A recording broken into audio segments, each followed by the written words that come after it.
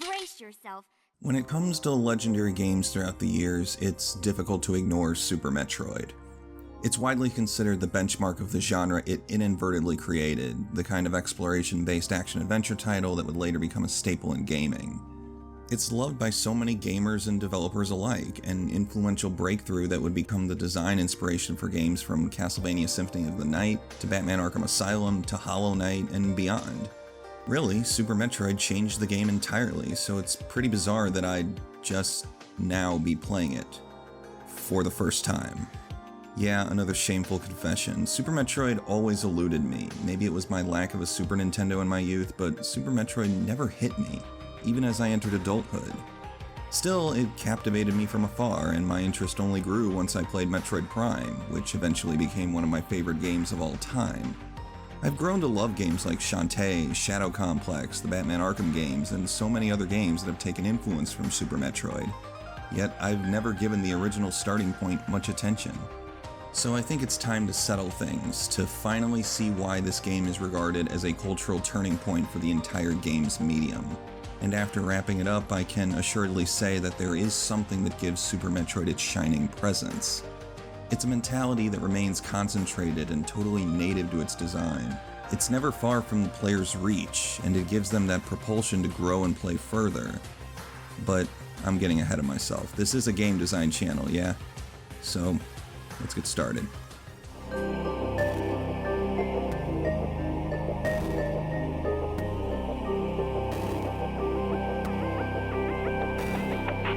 Throughout my entire time with Super Metroid, I was carrying the impression of the Metroidvania genre in my head. You know, that buzzword that's used to classify action-adventure titles that focus on expansive exploration and a steady upgrade system to encourage player growth and progression? Yeah, that thing. I had to keep reminding myself that Super Metroid was the progenitor of that term, that it in and of itself was not a Metroidvania. Really, there was no such thing at the time. The definition of what would eventually become Metroidvania hadn't been thoroughly cultivated back then. There was no Symphony of the Night or Shadow Complex to extrapolate on the kinds of design directions that Super Metroid established. Sure, there were basic elements brought about in the original Metroid and Metroid 2, but Super Metroid makes no effort to hide its progression beyond the basics of those predecessors. Whether it's the size of the landscape, the intricacy of its ambiance, or the height of its challenge, Super Metroid dwarfed its predecessors shamelessly, and that unbound desire to expand on the series' established concepts is what drove these new levels of ambition. There was something different driving Super Metroid, something that the NES simply couldn't handle, and my own goal was to discover what it was. What made Super Metroid such an achievement to so many people? And discovering the answer to this question in my own shamelessness shouldn't have been something that alien to me. I've always been a fan of Metroidvania games. I'm a sucker for when games let you grow over time, giving you ease and power that'll make earlier challenges feel like child's play. Metroid has always made that work, whether by additional abilities or earning health and ammo upgrades, increasing your offensive and defensive power. That growth borders on intoxicating. It drives players to improve, to expand their skill set and take in that growth as a native element. Being able to go back to an older area with a drastically improved arsenal is a concrete demonstration of your progression, whether you trounce a frustrating enemy or open up entirely new areas. On the whole, Metroidvanias are built to validate progression, giving the player's hard work a tangible, demonstrative gain.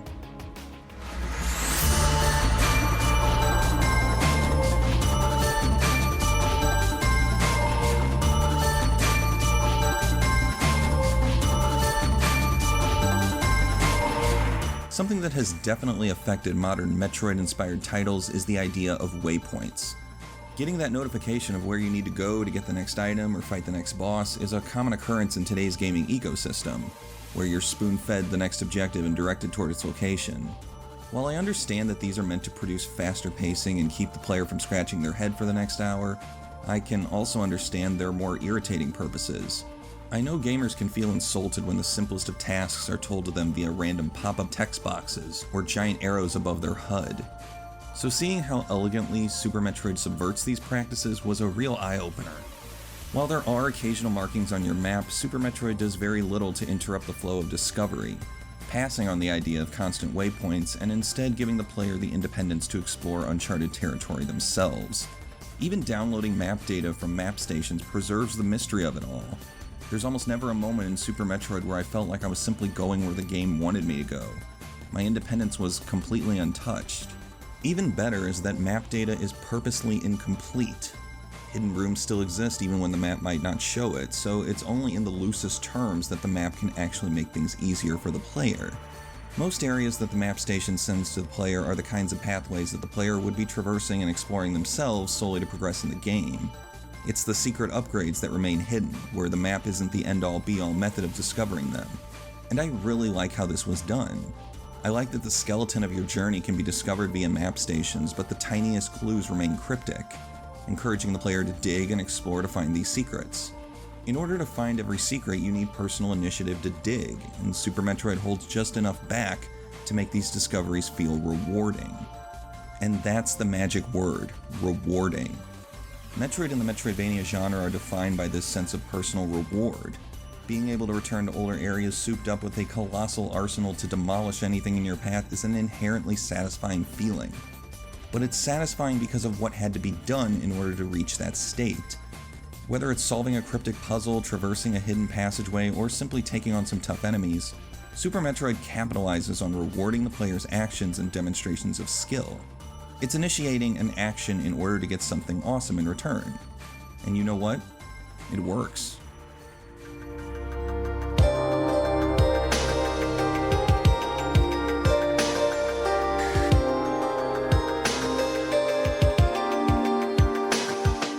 Super Metroid is a rewarding game, probably the most rewarding I've experienced in ages, but it's also a balancing act. It manages to keep its valuable rewards behind some pretty steep challenges, whether they're platforming, shooting, or puzzles, while also keeping these moments from feeling too cryptic. When comparing Super Metroid to the original Metroid, or even other NES titles with similar progression styles, Super Metroid isn't a brick wall of impenetrable density. Super Metroid is more decipherable and accommodating.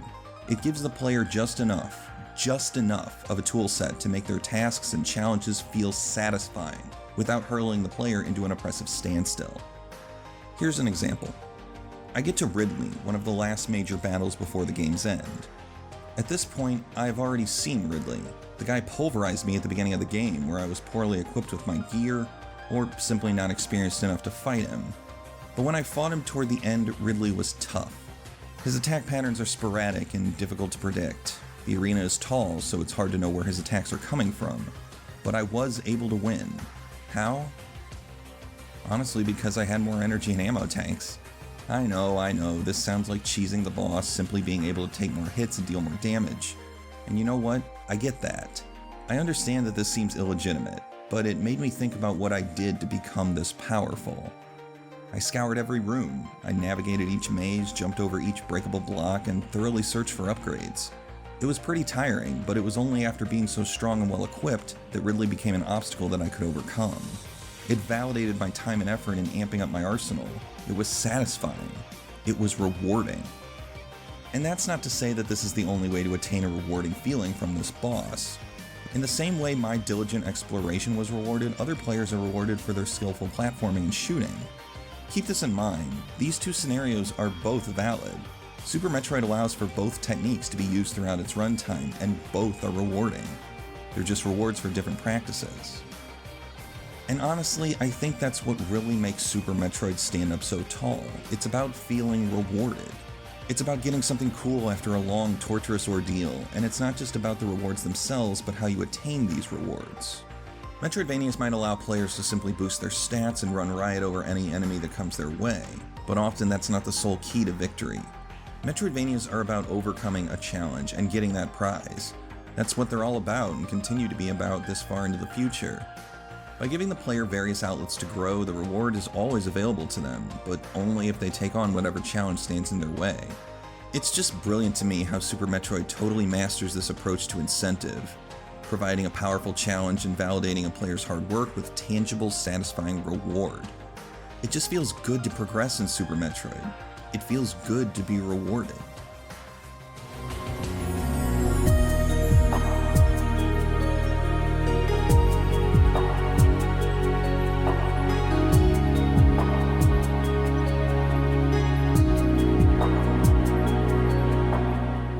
the day, Super Metroid established the design directions that would give way to Metroidvania, in AAA and indie alike, but its greatest triumph was the system of player interaction given to that subgenre.